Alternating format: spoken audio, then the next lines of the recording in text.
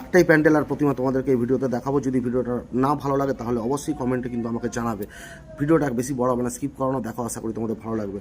তো এই মুহূর্তে আমি পশ্চিম মেদিনীপুর শহরের রবীন্দ্রনগর সার্বজনীন দুর্গা উৎসব কমিটির মণ্ডপে চলে এসেছি। বাইরের থিমটা দেখো, বাইরের থিমটা অসাধারণ করেছে এবং লাইটিং দিয়ে করা আছে বিভিন্ন কিন্তু প্রাচীন পুরনো ব্রিজ এবং বিভিন্ন জায়গার মানে ছবি দিয়ে সুন্দরভাবে করেছে। এইখানের প্যান্ডেল কিন্তু প্রত্যেকবারই শিল্পী চক্রের যে আর্ট কলেজের যে স্টুডেন্ট এবং যারা শেখায় তারাই কিন্তু করে। এই বছরও সম্ভবত তারাই করেছে।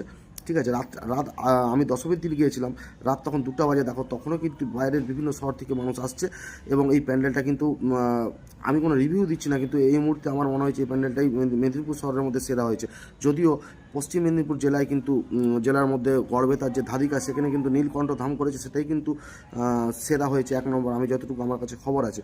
কিন্তু শহরে যতগুলো হয়েছে পুজো, সেই তুলনায় কিন্তু এই রবীন্দ্রনগরের যে সার্বজনীন দুর্গা উৎসব, এই প্যান্ডেল এবং প্রতিমা কিন্তু অসাধারণ করেছে। এরপরে আমি ভিতরের দিকে আস্তে আস্তে চলে যাব। যারা হচ্ছে এই ফেসবুক প্রোফাইলটা নতুন আছে তারা অবশ্যই আইডিটা ফলো করে দিও, আর যারা ইউটিউব চ্যানেলে দেখছো তারা কিন্তু নতুন হলে এরকম ভিডিও পেতে হলে অবশ্যই সাবস্ক্রাইব করে দিও। তো এরপরে ভিতরে চলে এসেছি। দেখো ভিতরে থিমটা শুধু দেখো, জাস্ট অসাধারণ। আমি ভেবেছিলাম এইখানে হয়তো প্রতিমা দর্শন করতে পারবো, কিন্তু না, ব্যাপারটা ওরকম নয়। এটা কিন্তু একটা হরিদ্বার যে শহর আছে, সেই শহরের যে গঙ্গার যে আরতি হয় এবং গঙ্গার ঘাট, সেই থিমটাই কিন্তু এখানে তুলে ধরেছে। দেখতেই পাচ্ছ বিভিন্ন মুনি ঋষিরা যে যারা ওখানে যোগ করে বা সাধনা করে, সেই রকম কিছু থিম এখানে তুলে ধরা হয়েছে। চারিদিকটা ভালোভাবে আমি দেখাবার চেষ্টা করছি, তোমরা দেখতে থাকো।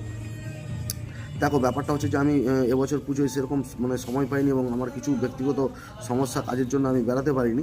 ঠিক আছে, কিন্তু আমি শেষ দিন যে মায়ের দর্শন করবো না, এটা কখনো হতে পারে না। তাই দশমীর দিনই কিন্তু আমি একদম বাড়ি আসার সময় শেষ সময়ে একটি প্যান্ডেলে ভালোভাবে ঢুকেছি। এর আগে হয়তো 2টো প্যান্ডেলে আমি ভিডিও করেছিলাম, সেভাবে করা হয়নি, কিন্তু এই প্যান্ডেলটা কিন্তু আমাকে ভালো লেগেছে। এবং এই রবীন্দ্রনগর সার্বজনীন দুর্গোৎসব কমিটি কিন্তু বেশ কিছু বছর ধরে নিজেদের যে ঐতিহ্য এবং ইউনিক যে একটা থিম, সেই ব্যাপারটা ধরে রেখেছে এবং তারা করে। হ্যাঁ, এবং শহরে আরও প্যান্ডেল ভালো হয়েছে, আমি এটা বলছি না যে বাকিগুলো ভালো হয়নি।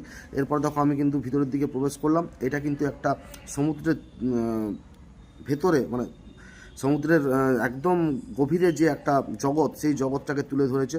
দেখতেই পাচ্ছ বিভিন্ন রকম মাছ এবং বিভিন্ন রকম কি বলবো যে জলপরি, আরও নানা রকম অক্টোপাস, এগুলো সব জেলিফিশ, এগুলো সব দেখা যাচ্ছে এখানে। এটা কিন্তু একটা সুন্দরভাবে লাইটিং দিয়ে এই থিমটা করা আছে। দেখো আশা করি তোমরা বুঝতে পারবে ব্যাপারটা। আমি জুম করে দেখানোর চেষ্টা করছি। এবং এই সমুদ্রের ভেতরেই কিন্তু একটা নির্দিষ্ট জায়গায় কিন্তু মহাদেব আছেন, বাবা ভোলেনাথ, তার সামনে কিন্তু মায়ের প্রতিমা এবং কার্তিক, গণেশ, লক্ষ্মী, সরস্বতী সবাই অবস্থান করছে। তো আমি ভালোভাবে দেখালাম, কারণ এখনও দেখো কত মানুষ এখানে ফটো তুলছে। সব বেশিরভাগ হচ্ছে খড়গপুর এবং আশেপাশের।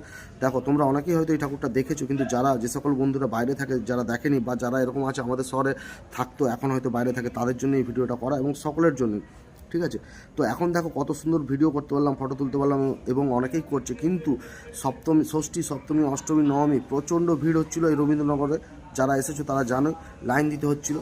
তো আমি কিন্তু ওই জন্য মানে রাত করে এলাম। দেখো আমার কত সৌভাগ্য, আমি কিন্তু ভালোভাবে কিন্তু ভিডিও করতে পারলাম, ছবিও তুলতে পারলাম এবং তোমাদেরকে এই ভিডিওটা একদম সামনে থেকে মায়ের প্রতিমা দর্শন করাতে পারলাম বা প্যান্ডেলটা যতটুকু পারলাম দেখাতে পারলাম। তো ভিডিওটা কেমন লাগলো তোমরা অবশ্যই জানিও।